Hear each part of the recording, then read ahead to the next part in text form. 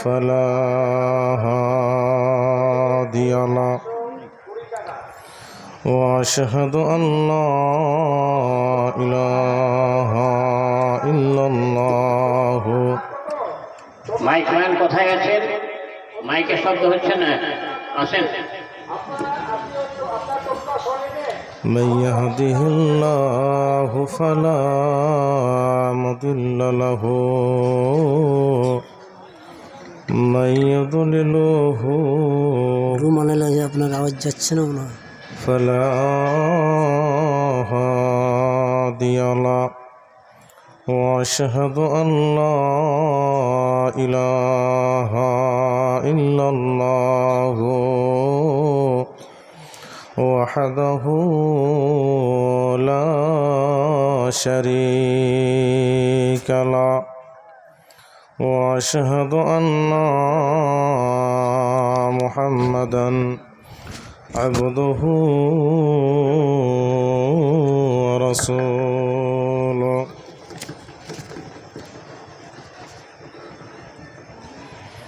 أما بعد فأعوذ بالله من الشيطان الرجيم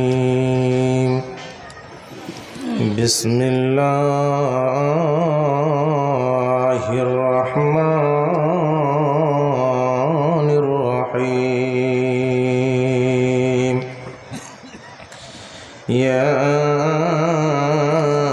أيها الذين آمنوا اتقوا الله حق تقاته ولا تموتن وقال الله تبارك وتعالى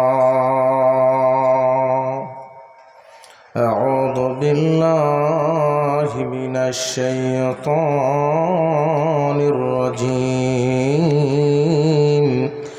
ولمن خاف مقام ربه جنتان بسم الله الرحمن الرحيم فاتقوا الله ما استطعتم কোন গাছেরই ফুল গো তুমি, কোন গাছেরই ফুল, মায়া মিনার কোলে তুমি মুহাম্মদ রাসূল। কোন গাছেরই ফুল গো তুমি, কোন গাছেরই ফুল, মায়া মিনার কোলে তুমি মুহাম্মদ রাসূল। আব্দুল্লাহর উরুসেতে মায়া মিনার সে কেমে, আব্দুল্লাহর উরুসেতে মায়া মিনার সে কেমে। দয়ার নবী জন্ম নিলেন, দয়ার নবী জন্ম নিলেন আরব মরুর দেশেতে। কোন গাছেরই ফুল গো তুমি, কোন গাছেরই ফুল, মায়া মিনার কোলে তুমি মুহাম্মদ রাসূল, মায়া মিনার কোলে তুমি মুহাম্মদ রাসূল। ধন্য গো আরববাসী,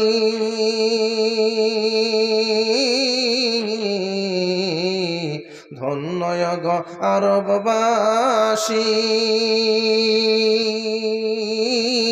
ধন্য গো মদিনাবাসী। আল্লাহর শ্রেষ্ঠ যেথায় দান। কোন গাছেরই ফুল গো তুমি, কোন গাছেরই ফুল, মায়া মিনার কোলে তুমি মুহাম্মদ রাসূল।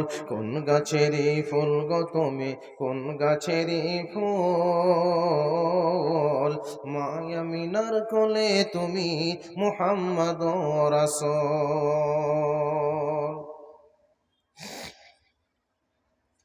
প্রশংসা, যাবতীয় গুণগান আল্লাহ সুবহানাহু ওয়া তাআলার জন্য, যিনি আমাদেরকে সর্বের সেরা অতি উত্তম করে সৃষ্টি করেছেন।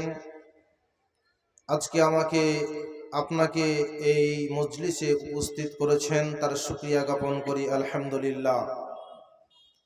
তারপরে নবিকুলের শিরোমণি নবী আহমদ নবী মুহাম্মদ, দয়ার কান্ডারি রাহমাতাল লিল আলামিন মুহাম্মদুর রাসূলুল্লাহ সাল্লাল্লাহু আলাইহি ওয়াসাল্লাম, তার উপর অগণন দুরূদ ও সালাম অবতীর্ণ হোক, আল্লাহুম্মা আমিন। উপস্থিত আপনাদের নির্বাচিত সভার সম্মানীয় সভাপতি সাহেব ও আমার আগাদিকে বসে থাকা ইসলাম পিপাসিত, ইসলাম দরদীয় ভাই আব্বাজান, পর্দানশীল অবলা সরলা মা ও বোনেরা, আমি আপনাদের সামনে পবিত্র কোরআন থেকে কয়েক জায়গা থেকে কয়েকটি আয়াত পড়েছি।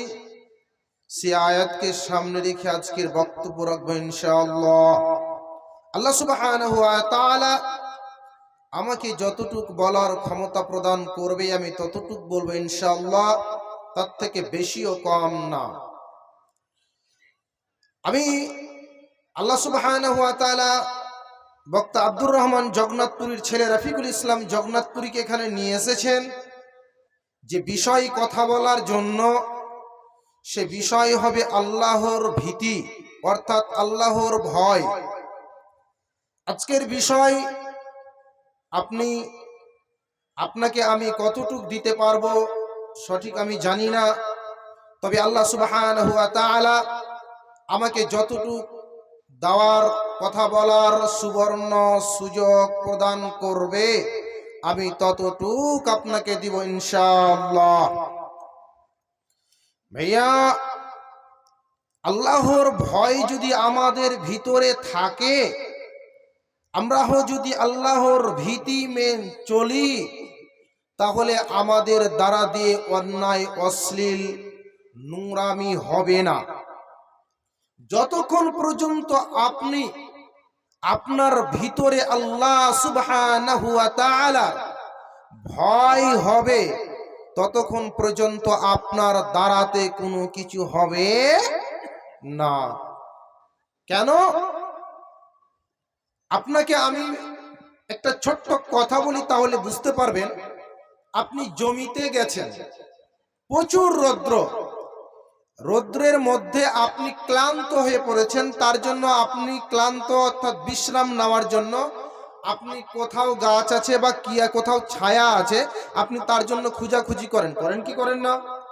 করেন। এবার ওখানে এসে আপনি বিশ্রাম নিলেন, বিশ্রাম নিয়ে আপনি আপনার জমিতে চললেন, অথবা আপনার কাজ শেষ হলে বিশ্রাম নিয়ে বাড়ি আসলেন। আপনি যেখানে বিশ্রাম নিলেন সেটা কিসের ছায়া? গাছের ছায়া, তাই না? একটু আমার সাথে কানেক্ট করবেন। তাহলে ছায়াটা কিসের হলো? গাছের ছায়া। এবার আপনি ওখান থেকে বাড়ি আসলেন, আর বাড়ি এসে আপনার বিবিকে বললেন যে বিবি তুমি ফ্যানটা চালু করে দাও, আর আপনি ছাদের নিচে বসলেন। এটা কিসের ছায়া? ছাদের ছায়া, তাই না? তাহলে এক এক জায়গায় আমি যখন এখানে বসে আছি, তাহলে এখানে কিসের ছায়া? প্যান্ডেলের ছায়া, তাই না? তাহলে আমরা যেখানে যেখানে যে বসি সেখানে একটা ছায়া বিভিন্ন নাম আকার ধারণ করে কি করে না? কিন্তু আল্লাহ তাবারক ওয়া তাআলার একটা মাঠ রয়েছে, তার নাম হচ্ছে কিয়ামত। সেই কিয়ামতে শুধু ছায়া থাকবে, এক প্রকার ছায়া ব্যতীত আর ছায়া থাকবে না। সেই ছায়ার নাম হলো আরশের ছায়া। কিসের ছায়া বললাম? কিসের ছায়া বললাম? আরশের ছায়া। এই ছায়ার তলে কেবলমাত্র 7 শ্রেণীর মানুষ স্থান পাবে। কত শ্রেণীর বললাম ভাই? 7 শ্রেণীর মানুষ স্থান পাবে। আক্তারের একটা ছেলে একটু ঘুষ কম, আপনারা চিনেন। কোথাও যদি ওকে পান তো দয়া করে পৌঁছে দেবেন। তৈমুরের ভাতি পৌঁছে দেবেন এখানে। ওখানে আপনারা দাঁড়িয়ে কি করছেন? চলেন সোজা প্যান্ডেল চলেন। ওখানে দাঁড়িয়ে কি করছেন? ভলেন্টিয়ার কি করছে? মেয়ে ছিল ওখানে দাঁড়িয়ে কথা বলে মানে যে হোক, তো তার নাম হলো কি আরশের ছায়া, তাই না? তো ওই আরশের ছায়ার ভিতরে 7 শ্রেণীর মানুষ স্থান পাবে। এখন আপনার মধ্যে প্রশ্ন জাগবে, আমি কি তার মধ্যে আছি? আপনার প্রশ্ন জাগবে কি জাগবে না? তাহলে কে এবং কারা সেখানে স্থান কে পাবে এবং কারা পাবে না, আমি যদি বলি তাহলে আপনারা বুঝতে পারবেন নিশ্চয়ই। হাদিসের রাবী হলেন আবু হুরায়রা রাদিয়াল্লাহু তাআলা আনহু থেকে বর্ণনা করেন, নবী মুহাম্মদ সাল্লাল্লাহু আলাইহি ওয়াসাল্লাম বলছেন, ওখানে 7 শ্রেণীর মানুষ আরশের ছায়ার ভিতরে স্থান পাবে, নচিত আর কেউ পাবে না। তাহলে আমার মধ্যে আপনার মধ্যে প্রশ্ন জেগে গেল, ওই আরশের ভিতরে, ওই আরশের ছায়ার ভিতরে আমি থাকতে পাবো কিনা, আমার স্থান আছে কিনা, আমি পাবো কিনা? বন্ধুরে আমার, প্রথম যেই ব্যক্তি পাবে সেই নাই পরায়ণ শাসক, সেই সত্যবাদী শাসক, ইনি পাবেন আরশের ছায়ার ভিতরে স্থান।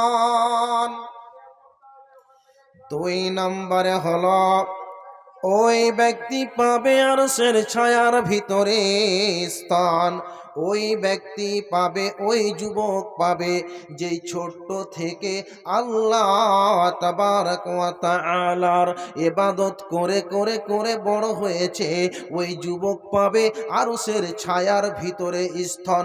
3 নম্বরে আল্লাহ তাবারক ওয়া তাআলার নবীজি বলছেন, ওই যুবক পাবে যে আল্লাহর ভয়ে নির্জনে কাঁদে, গভীর রাত্রে উঠে যায় আর কাঁদে, অর্থাৎ আল্লাহর ভয় নিয়ে, আল্লাহর ভীতি নিয়ে কাঁদে, এই যুবক পাবে আরশের ছায়ার ভিতরে স্থান।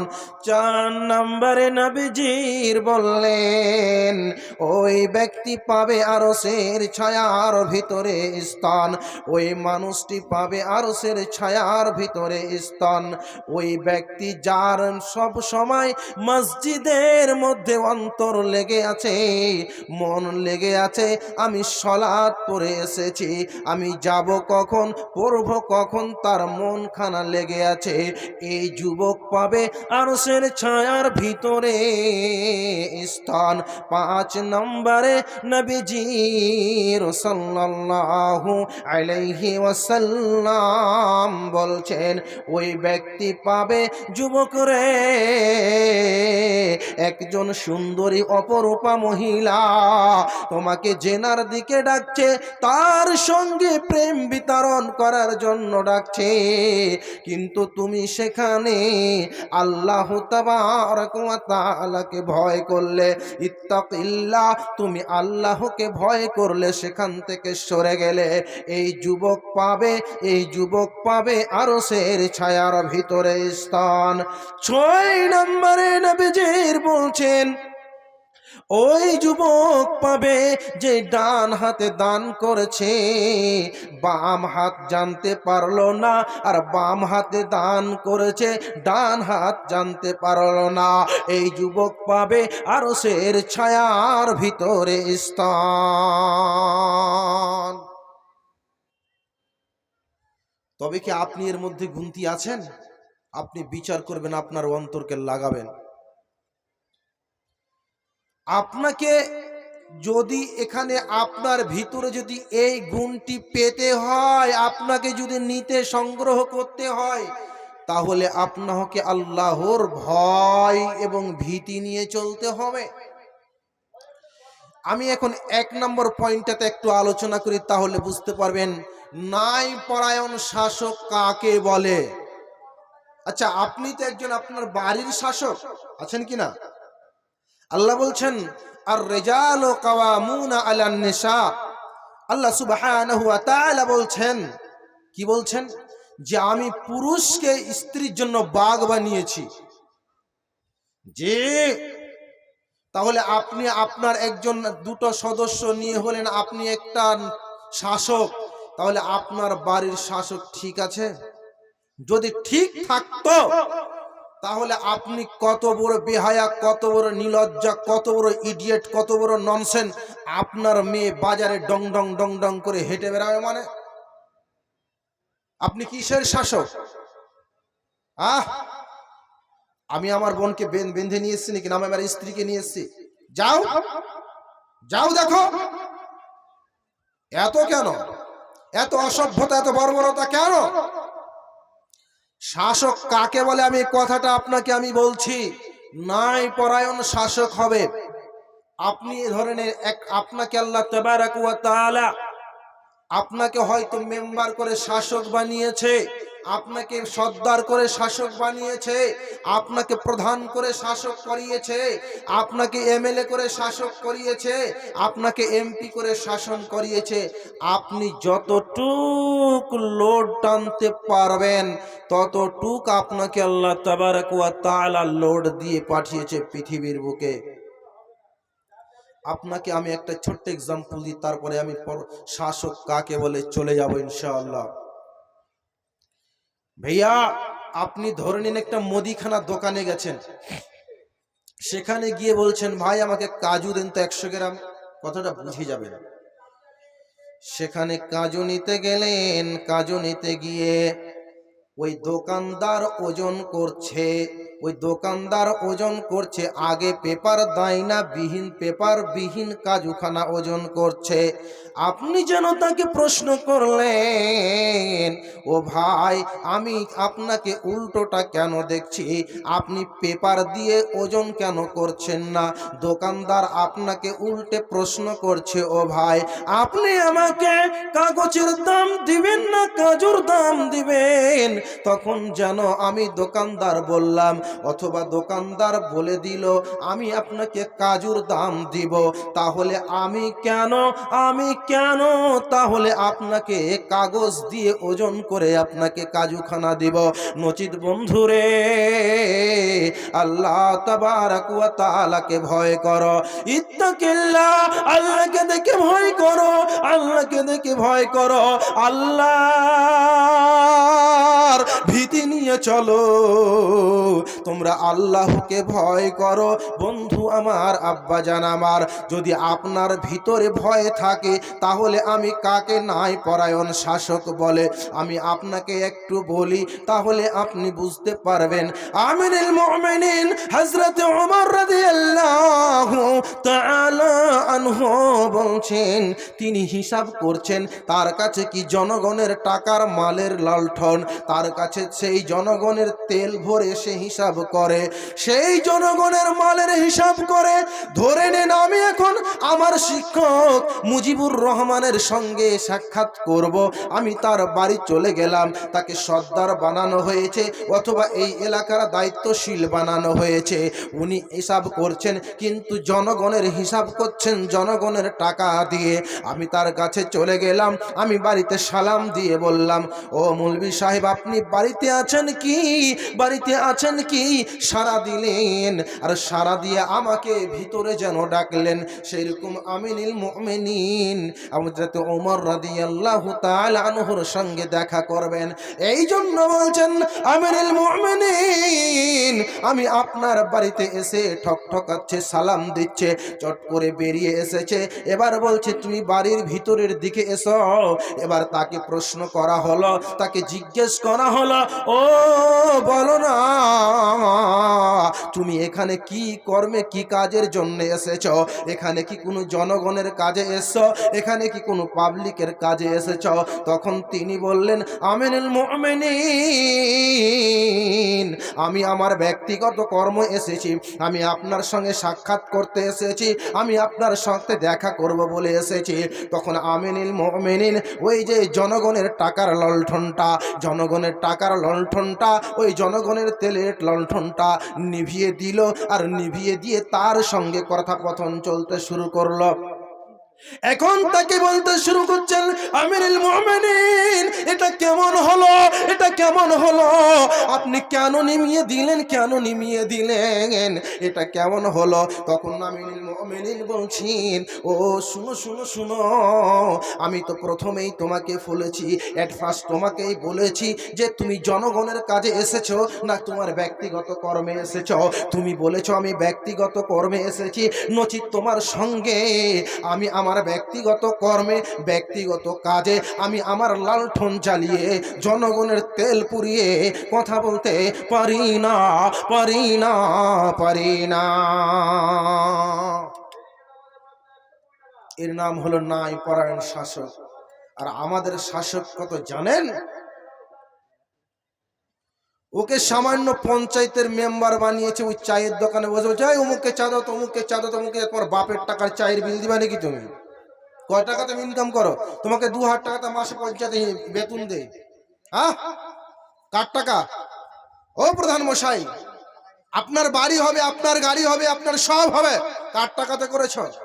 মরে দেখো, আল্লাহ তোমাকে দেখেছেন গান হাসি দিয়ে হাড্ডি চুরে দেখেছেন কসাই, আপনাকে সেই মতন করে চুরে আল্লাহ ঠান্ডা করে দিবে। জান্নাতটা হোটেল পরে নাই, পরিশ্রমের সাথে নিতে গ্রহণ করতে হয়। তাহলে আপনি নেতা করেছেন চোরকে,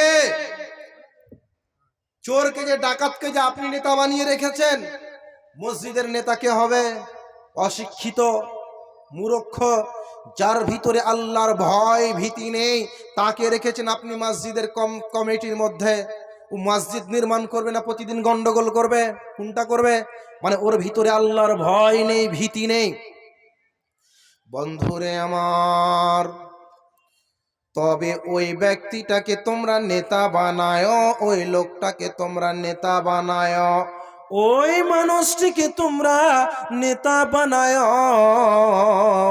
যার ভিতরে আল্লাহর ভীতি রয়েছে, যার ভিতরে আল্লাহর ভয় রয়েছে। ওই মানুষখানাকে তোমরা আল্লাহর আপনার সমাজের নেতা বানাবে। দেখবে সমাজ সঠিক বর্ণনা দিবে, সমাজ সঠিক পথে চলবে, টেরা পথে চলবে না। দেখেন আপনি আপনার ছেলেকে তো কোনোদিন শিক্ষা প্রদান করলেন না, জ্ঞান প্রদান করলেন না। আমার বাবা আব্দুর রহমান জগন্নাথপুরী আমাকে শেষ জীবনে উপদেশ দিচ্ছেন, বেটা শুনো, বেটা শুনো, তোমাকে যেই দুটা কলমের কালি শিখালাম রে বেটা, তোমার ভিতরে যতটুকু জ্ঞান দিলাম, কিন্তু বেটা তোমার ভিতরে যেন আল্লাহর ভয় থাকে, আল্লাহর ভীতি থাকে। তো আমার ভিতরে আল্লাহর ভয় থাকে, আল্লাহর ভিতরে থাকে ভয়। তারপরে আমাকে একটা হাদিসের রেফারেন্স দিয়ে বলেছিল, শেষ কথা আমার বাবার সঙ্গে আমার হয়েছিল, এই হাদিসের কথাটা হয়েছিল, আমি আর কথা বলতে তার সঙ্গে পাইনি। বন্ধুরে আমার, আমার বাবা বলছেন, আয়েশা রাদিয়াল্লাহু তাআলা আনহা থেকে বর্ণনা করেন, নবী মুহাম্মদ সাল্লাল্লাহু আলাইহি ওয়াসাল্লাম বলছেন, আলাইহি ওয়াসাল্লাম তার বিবিদের নিয়ে বসে আছেন, তার বিবিদের নিয়ে বসে আছেন। আর এমন সময় তার মেয়ে ফাতিমা রাদিয়াল্লাহু তাআলা আনহা চলে আসছেন। যেমন ফাতিমা রাদিয়াল্লাহু তাআলা আনহা আসেন, তো মনে হচ্ছে নবী মুহাম্মদ সাল্লাল্লাহু আলাইহি ওয়াসাল্লাম হেঁটে আসছেন, যেন নবী মুহাম্মদ সাল্লাল্লাহু আলাইহি ওয়াসাল্লাম হেঁটে আসেন। এর মানে নামা ফাতিমা রাদিয়াল্লাহু তাআলা আনহা হাঁটছেন, তো নবীজির সাল্লাল্লাহু আলাইহি ওয়াসাল্লাম হাঁটনের সাথে মিল রয়েছে, তার মিলের সাথে মিল রয়েছে। মনে হচ্ছে তার মেয়ে তার জেরক্স কপি, তার মেয়ে জেরক্স কপি চলে আসছে। যেমন আমরা আমাদের নেতাদেরকে বলি, অমুক অমুক নেতার স্বাগতম, অমুক নেতার স্বাগতম, তেমনি তেমনি তেমনি ফাতেমা রাদিয়াল্লাহু তাআলা আনহাকে দেখে নবী মুহাম্মদ সাল্লাল্লাহু আলাইহি ওয়াসাল্লাম বলছেন, ও আমার মেয়ে ফাতেমা, তোমার স্বাগতম, তোমার স্বাগতম, তোমার স্বাগতম।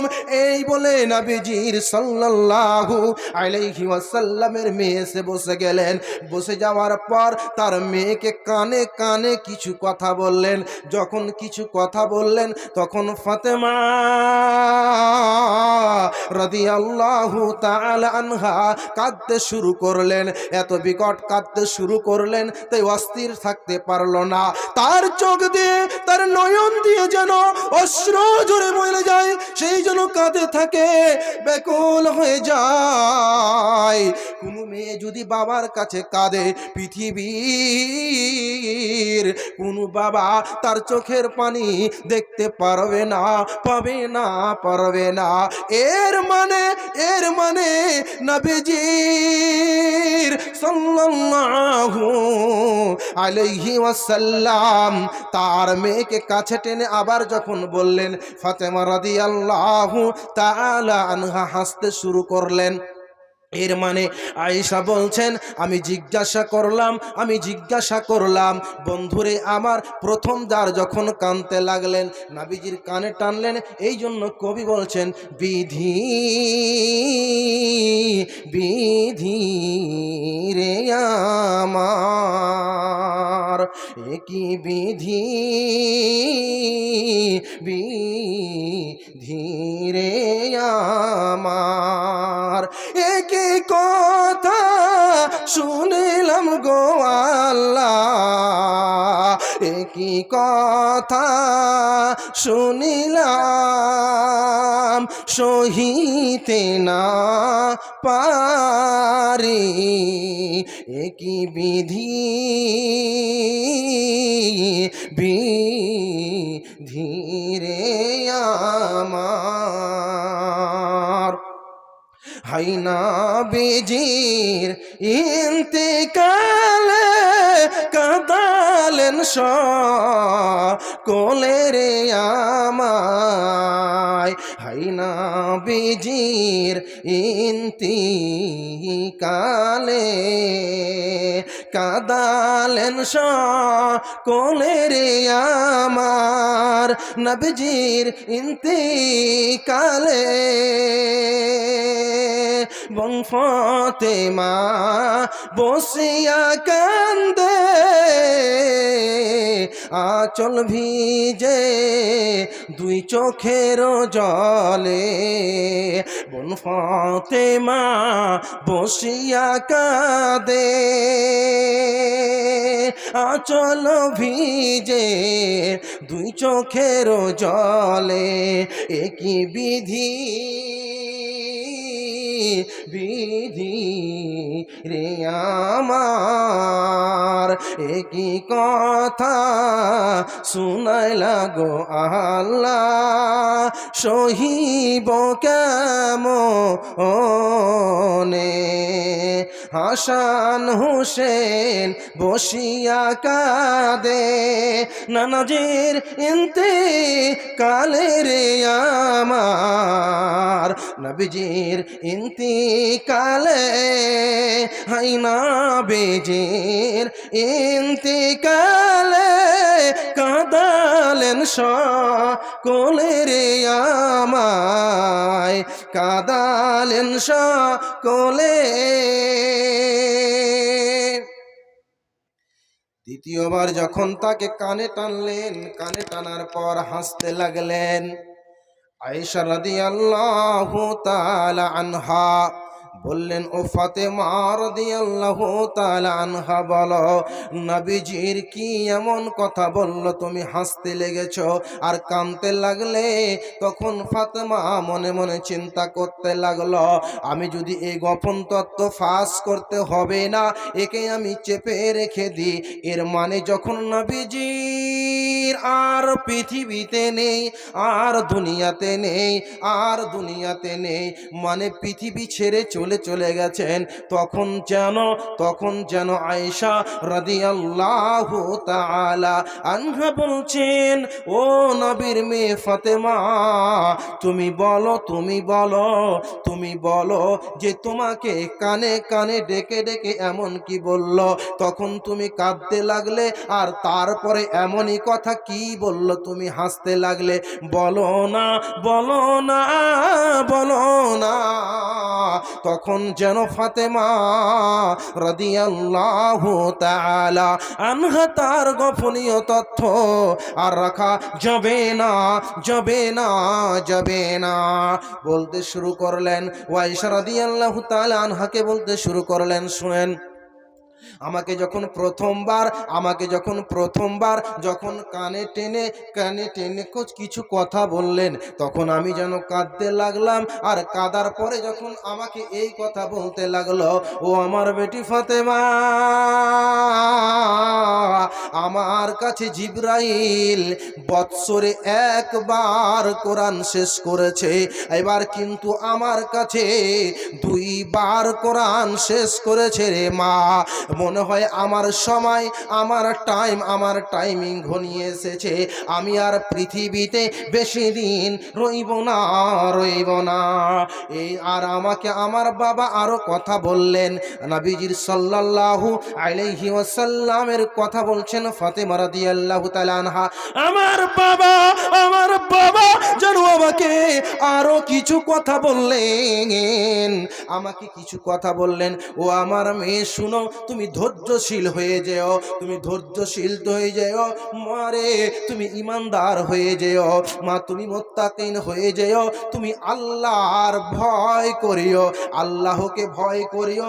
তবে যদি আমি আল্লাহকে ভয় করি তাহলে আল্লাহ তাবারাক ওয়া তাআলা আমাকে কি দিবেন, কি উপহার দিবেন? এই জন্য আল্লাহ তাবারাক ওয়া তাআলা সূরা আর রহমান, ওয়ালিমান খাফা মাকাম রাব্বিহি জান্নাতান, আমার আল্লাহ তাবারাক ওয়া তাআলা বলছেন, যারা রবের কাছে দাঁড়াতে ভয় পাবে, যারা আল্লাহর কাছে দাঁড়াতে ভয় পাবে, তাদেরকে 2খানা জান্নাত উপহার দেবে।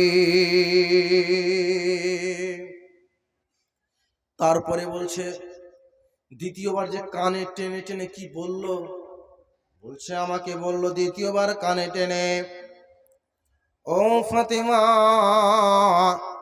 তোমাকে জান্নাতের নারীদের সর্দার বানানো হবে। এই কথা শুনে আমি খুশিতে হাসতে লাগলাম। ভাইয়া, নবীজির তার মেয়েকে উপদেশ দিচ্ছেন যে আল্লাহর ভয় করো, আল্লাহকে ভীতি নিয়ে চলো। দেখেন আল্লাহর ভয় কাকে বলে, আমি আর একটু বলি তাহলে বুঝতে পারবেন।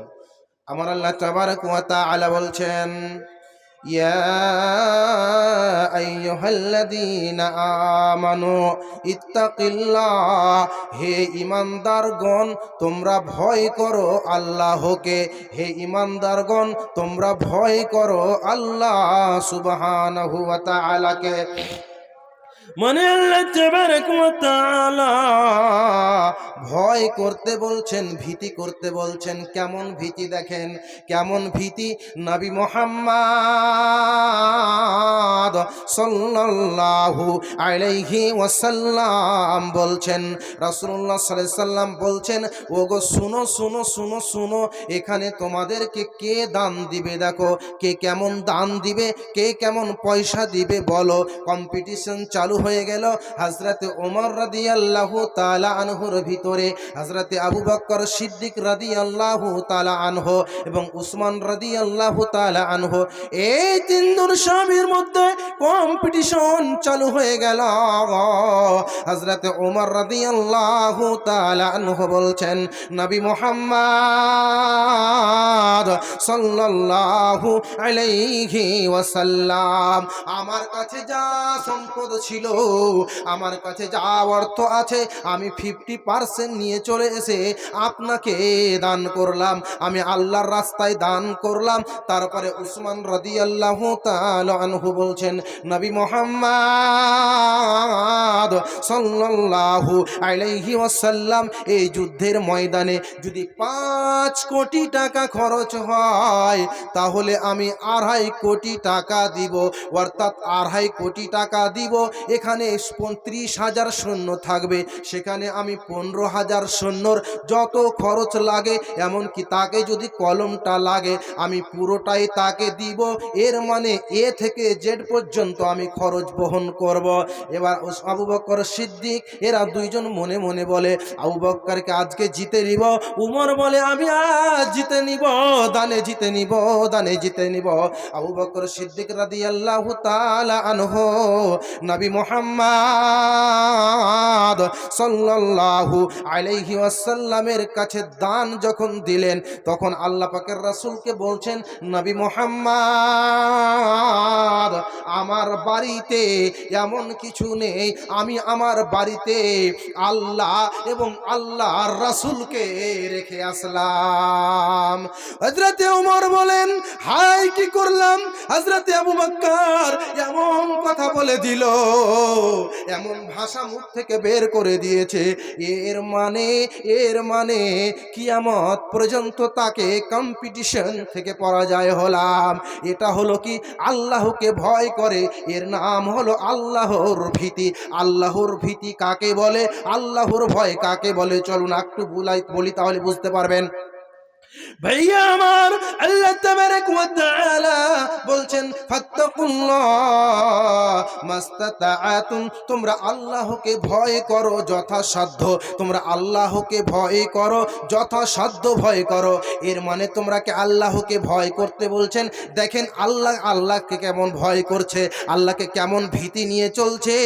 বন্ধুরে আমার, কেমন আল্লাহর ভয়, কেমন ভীতি নিয়ে সেই চলছে। দেখুন দেখুন দেখুন, আল্লাহ পাকের রাসূলের বাড়িতে একজন অতিথি এসেছে, অর্থাৎ একজন মেহমান এসেছে, কিন্তু তার বাড়িতে বিবিকে জিজ্ঞেস করছে, ও আমার বিবি, বলো তো দেখি তোমার বাড়ি থেকে আজ খাবার আছে? আমার বাড়ি থেকে কিছু খাবার আছে। তখন বলছে, নবীজির আমাদের বাড়িতে একটা বাচ্চা খাবে তার সমান খাবার নেই, একটা বাচ্চা খাবে তার সমান খাবার নেই। তখন আল্লাহ পাকের রাসূলুল্লাহ সাল্লাল্লাহু আলাইহি সাল্লাম নিয়ে আসলেন তাকে, সাহাবীদেরকে বললেন, ও আমার সাহাবীরা রে, শুনো শুনো শুনো শুনো শুনো শুনো, এটা আমার বাড়ির মেহমান, এটা আমার বাড়ির অতিথি। একে তোমরা কে একে তোমরা কে আপ্যায়ন করবে, একে তোমরা কে আদর করবে, একে তোমরা কে সম্মান করবে? বন্ধুরে আমার, একজন সাহাবী দাঁড়িয়ে গেলেন, আর সাহাবী দাঁড়িয়ে গিয়ে বললেন, নবী মুহাম্মদ সাল্লাল্লাহু আলাইহি ওয়াসাল্লাম, আমি এর সেবা করব, একে আমি মেহমানদারি করাবো, একে আমার বাড়ি নিয়ে যাব। এর মানে নবীজির মেহমানকে আমি আপ্যায়ন করব, আমি আদর স্নেহ করব। নিয়ে চলে গেল। দেখেন তিনি সাহাবীটি নিয়ে তার বিবিকে বলছেন, বিবি রে, এটা বিশ্ব নবী মুহাম্মদুর রাসূলুল্লাহ সাল্লাল্লাহু আলাইহি ওয়াসাল্লামের বাড়ির মেহমান, এর বাড়ির অতিথি, তোমার বাড়িতে আমার বাড়িতে কিছু খাবার আছে রে বিবি। বলছে, ওগো স্বামী জান, আমার বাড়িতে শুধু একটা বাচ্চা খাবে অথবা একটা ছোট ছেলে খাবে, তার সমান খাবার রয়েছে, এতটুকু খাবার রয়েছে,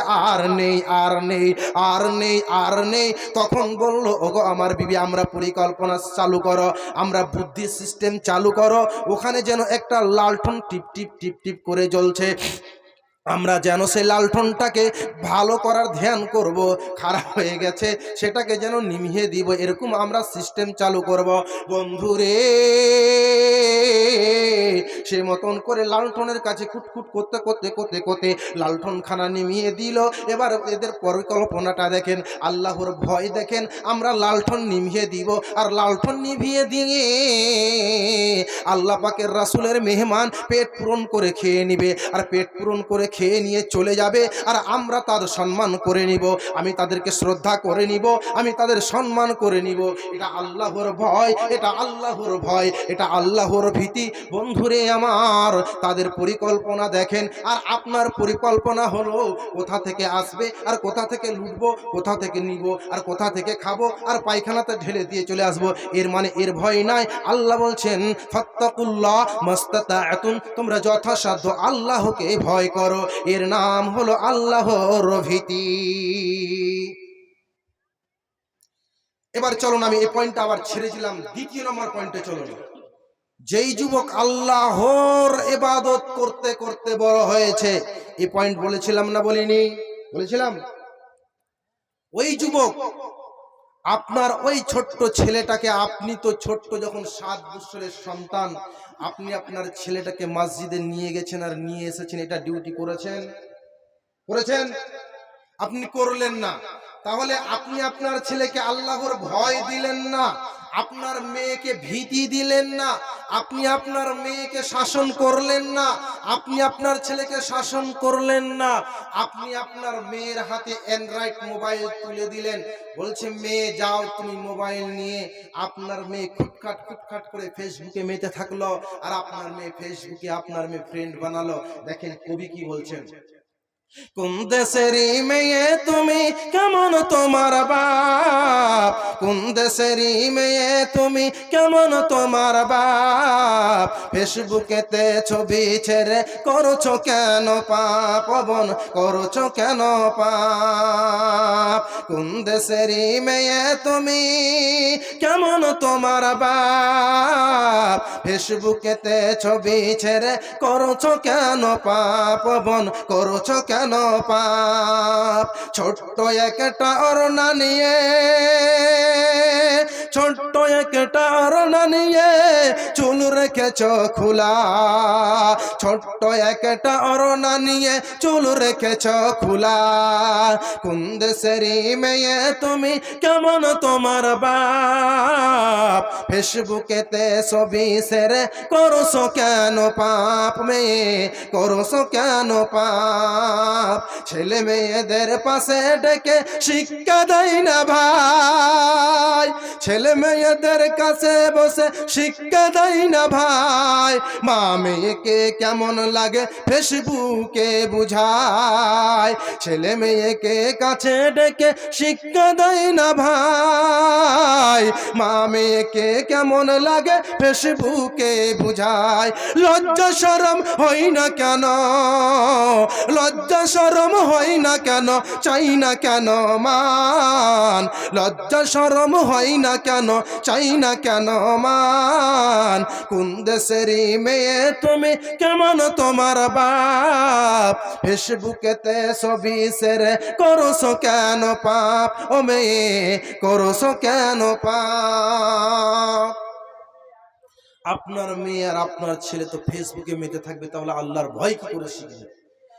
বন্ধুরে আমার, আপনার মেয়েকে কেমন, আপনার ছেলেকে কেমন ভয় দিবে, কেমন ভীতি দিবে, সেরকম ভয় দিবে। আপনি ধরলেন এই জলসা মাহফিল থেকে বাড়ি যাচ্ছেন, আর বাড়ি যেতে যেতে যেতে যেতে আপনাকে বাঘে গিলে খেয়ে ফেলেছে। এখন বলেন আপনার কলিজা খান কোথায় থাকবে, কোথায় যাবে, কোথায় কোথায় যাবে, কোথায় থাকবে? এবার কলিজা যেমন ছুটে যাবে, কলিজা যেমন শেষ হয়ে যাবে, তেমনি আল্লাহ পাকের রাসূলুল্লাহ সাল্লাল্লাহু আলাইহি ওয়াসাল্লাম বলছেন, যারা আল্লাহকে ভয় করবে, যারা আল্লাহকে ভীতি করবে, তেমন তারা কি হবে? হাদিসের রাবি হলেন আবু হুরায়রা রাদিয়াল্লাহু তাআলা আনহু থেকে বর্ণনা করেন, নবী মুহাম্মদ সাল্লাল্লাহু আলাইহি ওয়াসাল্লাম বলছেন ওই ব্যক্তি কোনোদিন জাহান্নামে স্পষ্ট করতে পারবে না, পারবে না, পারবে না। কেমন করে পারবে না? আপনি যেমন বাড়ি থেকে হাঁটতে হাঁটতে হাঁটতে হাঁটতে যে রাস্তা দিয়ে এসেছেন সেখান দিয়ে আপনি ওই সেম টু সেম জায়গা দিয়ে পা ফেলে যেতে পারবেন না। আপনার যেমন সম্ভব নয় তেমনি আল্লাহ পাকের রাসূলুল্লাহ সাল্লাল্লাহু আলাইহি ওয়াসাল্লাম বলছেন তেমনি সে জান্নাতে সম্ভব হবে না, জান্নাতে সে প্রবেশ করবে না, করবে না।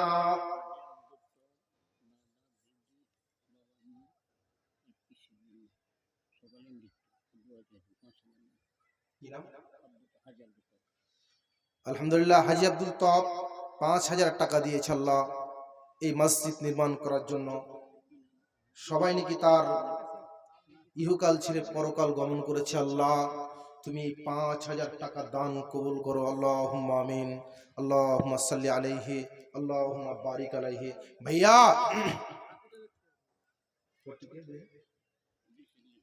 আচ্ছা, একজন বেনামাজি ওই আমি ওই একটা হাদিসের উপর আমল করলেন, ডান হাত না জানে বাম হাত না জানে। আলহামদুলিল্লাহ, আল্লাহ কি উদ্দেশ্যে দিয়েছে জানি না দান।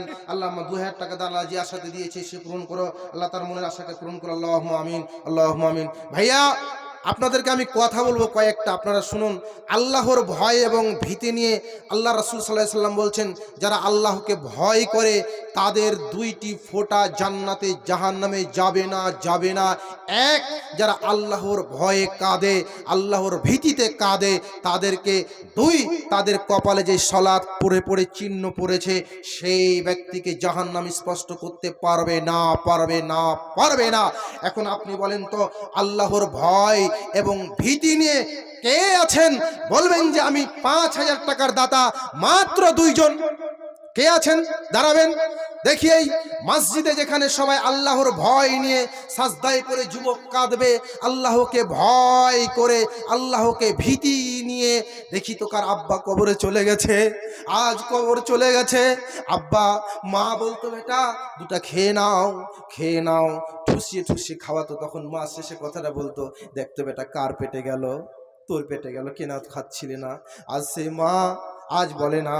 দেখি কোন মা, কোন মায়ের লাল আজ মাকে এত ভালোবাসে, ৫,০০০ টাকা দিবে মাত্র ২ জন। দেখি এই মতিলাল পূর্বপাড়া মসজিদের দেখি কে দিবে, মাত্র ২ জন বলেছি। দেখি আল্লাহর ভয় এবং ভীতি তার ভিতরে কেমন আছে। ভাইয়া মাত্র ৫,০০০ টাকার দাতা ২ জন বলেছি। আসুন আল্লাহর ভয় এবং ভীতি নিয়ে মসজিদ নির্মাণ করুন। আল্লাহ সুবহানাহু ওয়া তাআলা আপনাকে এই সাদকায়ে জারিয়া হিসাবে আপনাকে বজায় রাখবে। আপনি মরে গেলে ও আপনার কবরে নাকি পৌঁছিতে থাকবে। এটা একটা। ২, কোরআনের জায়গাকে আপনি বহাল রাখবেন। এখানে আপনি আসেন মাত্র ২ জন, মাত্র ২ জন আসবেন, এসে বলবেন যে আমি আল্লাহর সভাপতি আসেনি নাকি? সভাপতি সাহেব যদি আসেন তো দেখা করে গেলে ভালো হতো। আমি ৫,০০০ টাকা কথা বলেছিলাম, কিন্তু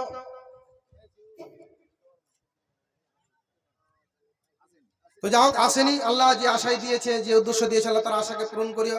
আরেকজন ব্যক্তি ৫০ টাকা, আল্লাহ কি আশায় দিয়েছে জানি না।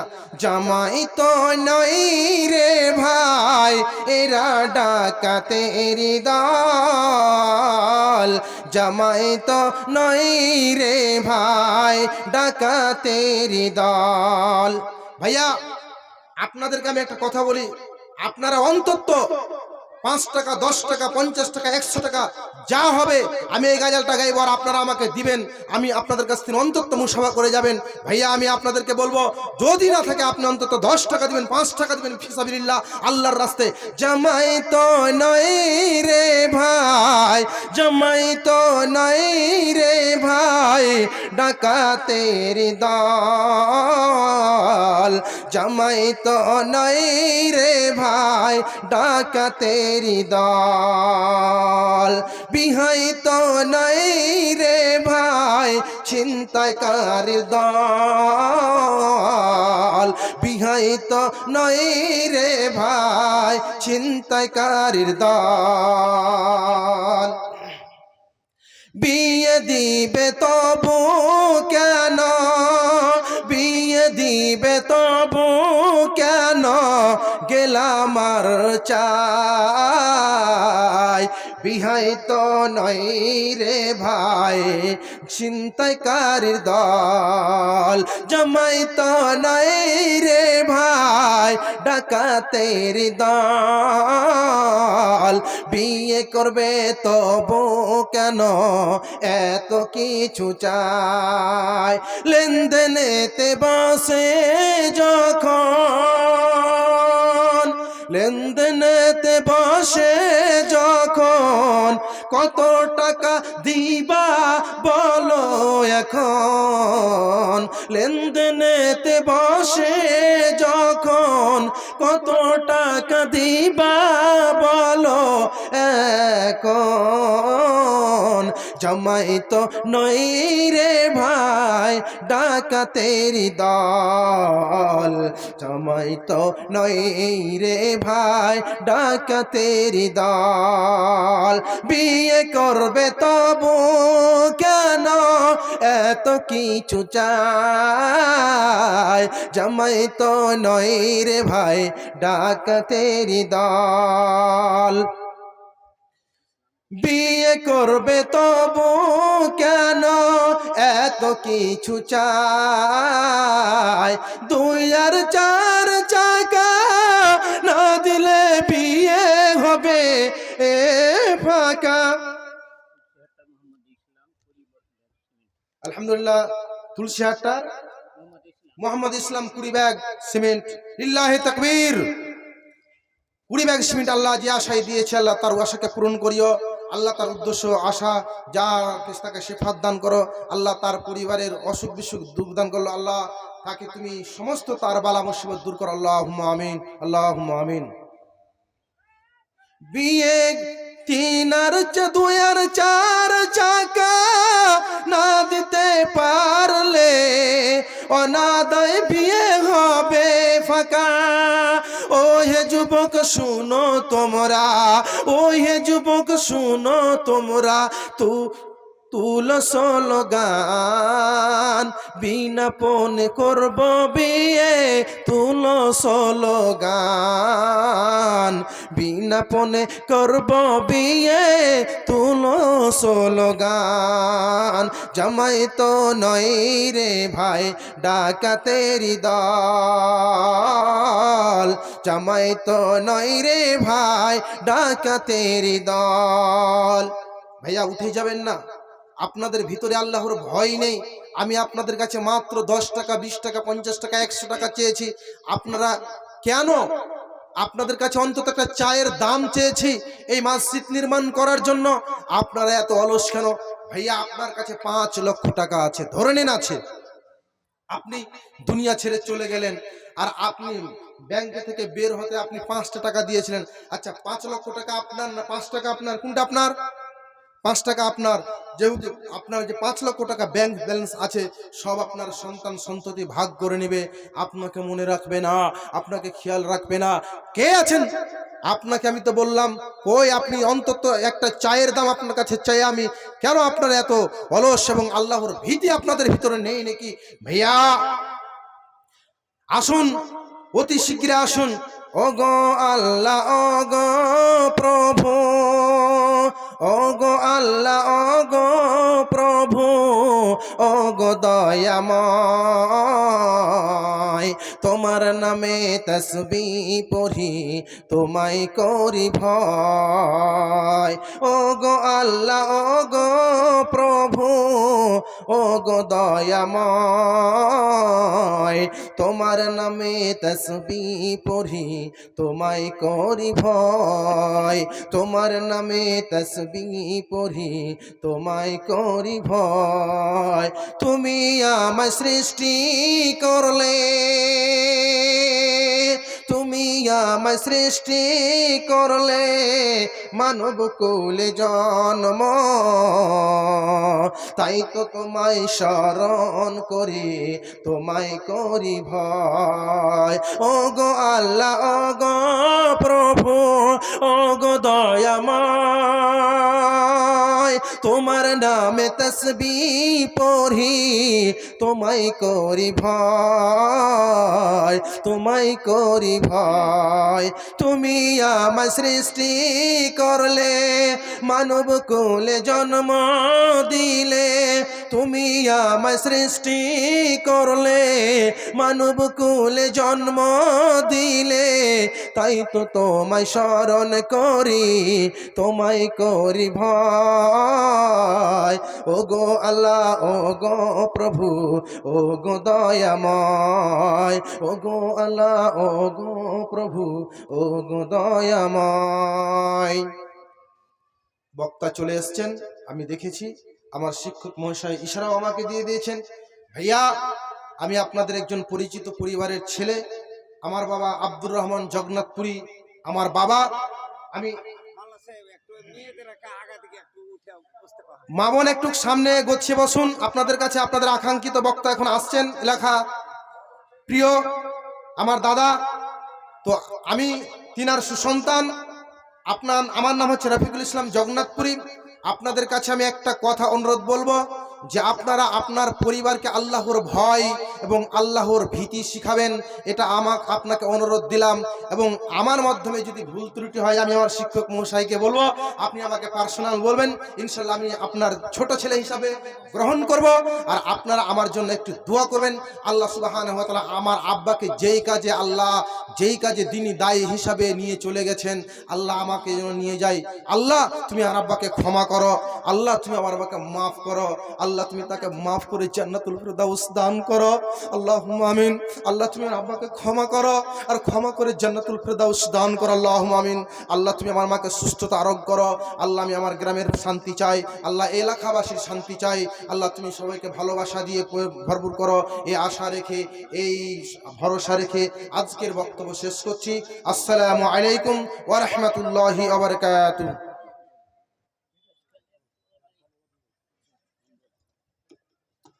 আসসালামু আলাইকুম। এবার আপনাদের সম্মুখে